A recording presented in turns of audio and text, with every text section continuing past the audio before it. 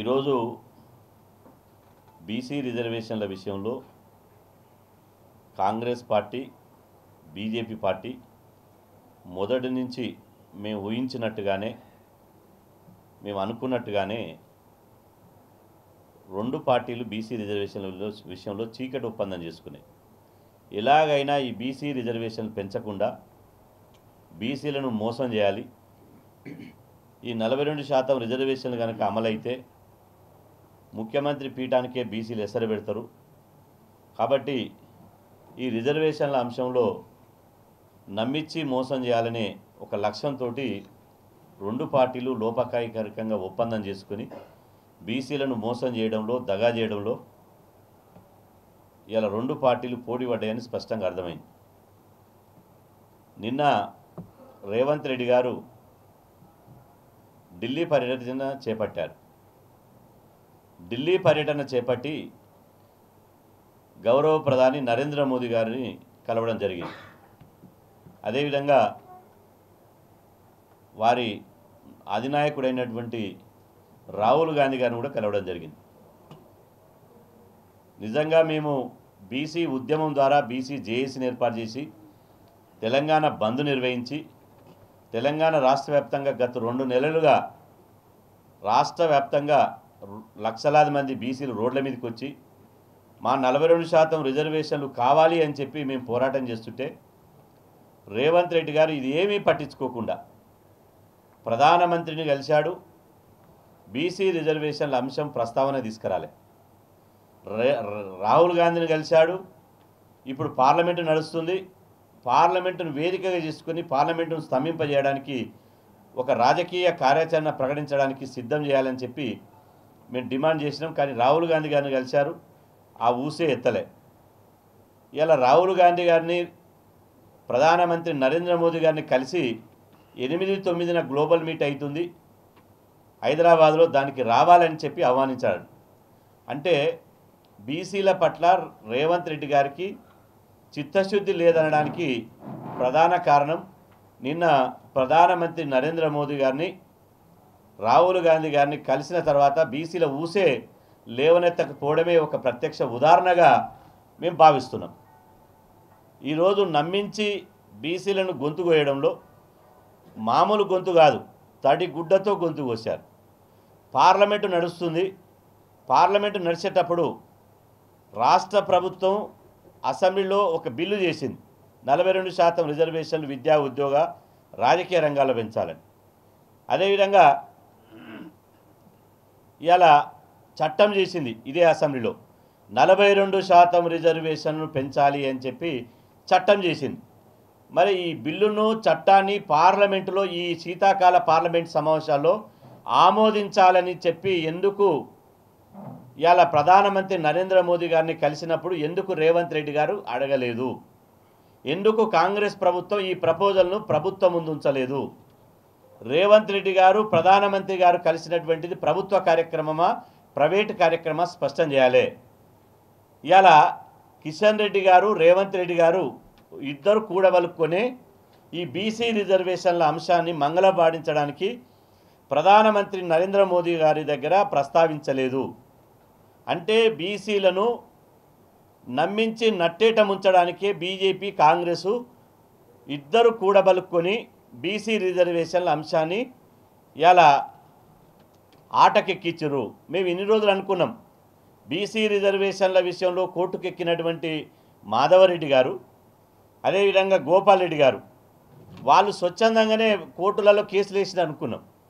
కానీ ఇప్పుడు తెలుస్తున్నది ప్రధానమంత్రిని కలిసిన బీసీల ఊసెత్తకుండా, రాహుల్ గాంధీ గారిని కలిసిన బీసీల ఊసెత్తకుండా ఇవాళ మౌనంగా ఉండడం అంటే ఈ గోపాల్ రెడ్డి, మాధవ్ రెడ్డిల వెనుక రేవంత్ రెడ్డి, కిషన్ రెడ్డిలు ఉన్నారు అని మాకు అర్థమైపోయింది. ఇది ఒక పచ్చి మోసం. అయితే రెండొక పచ్చి మోసం ఏంటంటే 42% పార్టీ పరంగా ఇస్తామన్నారు. 42% కాదు, ఇంకా 60% మేము పార్టీ పరంగా ఇస్తామని చెప్పారు. జబ్బలు దర్చుకొని గొంతు దించుకొని అనేక సందర్భాల్లో గాంధీ భవన్ వేదికగా బహిరంగ సభలలో చెప్పారు. ఇవాళ ఎక్కడ కూడా గాంధీ భవన్లో 2వ తారీఖు నాడు పీసీసీ ఎగ్జిక్యూటివ్ మీటింగ్ పెట్టారు. పీసీసీ ఎగ్జిక్యూటివ్ మీటింగ్లో మేము 60% టికెట్లు జనరల్ స్థానాల్లో కూడా బీసీలకు ఇస్తామని రేవంత్ రెడ్డి గారు చెప్పలే. అదేవిధంగా పీసీసీ అధ్యక్షుడు మహేష్ కుమార్ గౌడ్ గారు కూడా చెప్పలే. కాంగ్రెస్ పార్టీ ఇన్ఛార్జ్ అయినటువంటి మీనాక్షి నటరాజన్ గారు కూడా ఇప్పుడు సర్పంచ్ ఎన్నికలు అవుతున్నాయి, ఆ సర్పంచ్ గ్రామ పంచాయతీ ఎన్నికల్లో మనం పార్టీ కమిట్మెంట్ ఇచ్చింది 60% టికెట్లు ఇస్తామని గాంధీ భవన్లో చెప్పలే. చివరికి రేవంత్ రెడ్డి గారు అభివృద్ధి పేరుట గ్రామ పంచాయతీ ఎన్నికల్లో కాంగ్రెస్ అభ్యర్థులను గెలిపించాలని చెప్పి పట్టణ ప్రాంతాల్లో మీటింగ్లు పెట్టి పల్లె ప్రాంతాలు ఎక్కడైతే ఎన్నికలు జరుగుతున్నాయో ఆ ఎన్నికలు జరిగే నుంచి అటువంటి పల్లె ప్రాంతాల నుంచి జన సమీకరణ చేసి పట్టణాలలో మీటింగ్లు పెడుతున్నాడు బహిరంగ సభలో. ఇప్పుడు రేవంత్ రెడ్డి గారు ఇలా మక్తల్లో బహిరంగ సభ పెట్టాడు, కొత్తగూడెంలో బహిరంగ సభ పెట్టాడు, నిన్న హుస్నాబాద్లో బహిరంగ సభ పెట్టాడు. ఈ 3 సభలలో రేవంత్ రెడ్డి గారు ఎక్కడ కూడా జనరల్ స్థానాల్లో బీసీలు మేము అవకాశం ఇస్తున్నాం, ఇలా 60% బీసీలకు అవకాశం ఇస్తున్నాం, ఆ 60% బీసీ అభ్యర్థిని గెలిపించాలని చెప్పలే. ఏం చెప్తున్నాడు? కాంగ్రెస్ పార్టీ సర్పంచ్ అభ్యర్థులను గెలిపించామని ముఖ్యమంత్రి స్థాయి గలటువంటి రేవంత్ రెడ్డి గారు చివరికి ఎక్కడ పోయిందంటే సర్పంచ్ స్థాయి గెలిపించమనే స్థాయి కాడికి పోయింది. ఇలా ఇంత అంటే రేవంత్ రెడ్డి గారు తప్పు మీద తప్పు చేస్తున్నాడు బీసీల విషయంలో. ఒకటి, ఢిల్లీ పోయిన ప్రధానమంత్రి రాహుల్ గాంధీ దగ్గర చెప్పలే. 2, పీసీసీ సమావేశం పెట్టి గాంధీ భవన్లో పెట్టినా అక్కడ చెప్పలే. 3, బహిరంగ సభలు పెట్టినా చెప్పలే. ఈ 3టికి నిరసనగా ఇవాళ ఖచ్చితంగా కాంగ్రెస్ బీజేపీ నమ్మించి నట్టేట ముంచింది. కాబట్టి బీసీ సమాజం ఆలోచన చేయాలి. అందుకనే మేము ఒక నిర్ణయం తీసుకున్నాం. 2 ఫేజుల నామినేషన్లు అయిపోయినాయి.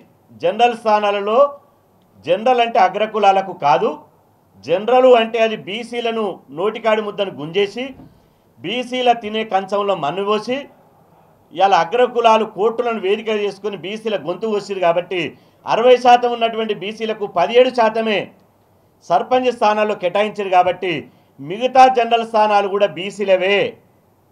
కాబట్టి ఆ జనరల్ స్థానాల్లో కూడా నిలబడాలని చెప్పి మేము పిలుపునిచ్చినాం. కాబట్టి ఈ రోజు ద్వారా బషీర్బాగ్ ప్రెస్ క్లబ్ నుంచి మేము ఒక పిలుపునిస్తున్నాం.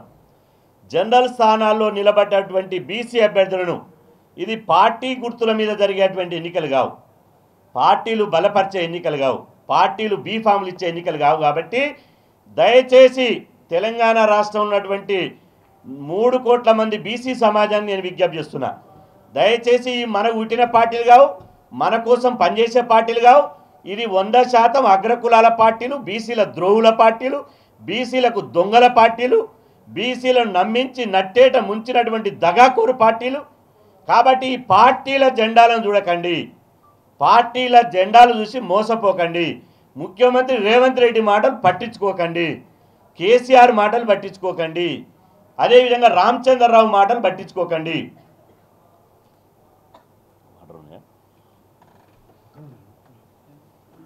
వాళ్ళ మాటలు పట్టించుకోకండి. జనరల్ స్థానాల్లో నిలబడినటువంటి బీసీ అభ్యర్థులను పార్టీలకు అతీతంగా గెలిపించాలని చెప్పి బీసీ జేఏసీ పిలుపునిస్తుంది. ఇప్పుడు పార్లమెంట్ సమావేశాలు నడుస్తున్నాయి. కాబట్టి ఈ పార్లమెంట్ సమావేశాల్లో బీసీ అభ్యర్థులను బీసీ డిమాండ్ల మీద ఒత్తిడి తీసుకురావడానికి 8-9 అనుకున్నాం. 8-9 సర్పంచ్ ఎన్నికలు సీరియస్గా నడుస్తున్నాయి. కాబట్టి జనరల్ స్థానాల్లో బీసీలకు గెలిపించుకునే బాధ్యత బీసీ జేఏసీ మీద ఉంది. కాబట్టి ఈ బీసీ జేఏసీ యొక్క చెలో ఢిల్లీ కార్యక్రమాన్ని మేము 15-16కు వాయిదా వేసినాం. కాబట్టి 15-16కు 15 నాడు పార్లమెంటు ముట్టడి ఉంటుంది, 16 నాడు కేంద్ర మంత్రులు, ప్రతిపక్ష నాయకులు, అఖిలపక్ష పార్టీల నాయకులతోటి సమావేశం చర్చలు ఉంటాయి. కాబట్టి ఈ 15-16న జరిగేటువంటి చెలో ఢిల్లీ కార్యక్రమాన్ని విజయవంతం చేయాలని చెప్పి మీ ద్వారా మేము పిలుపునిస్తున్నాం. ధన్యవాదాలు.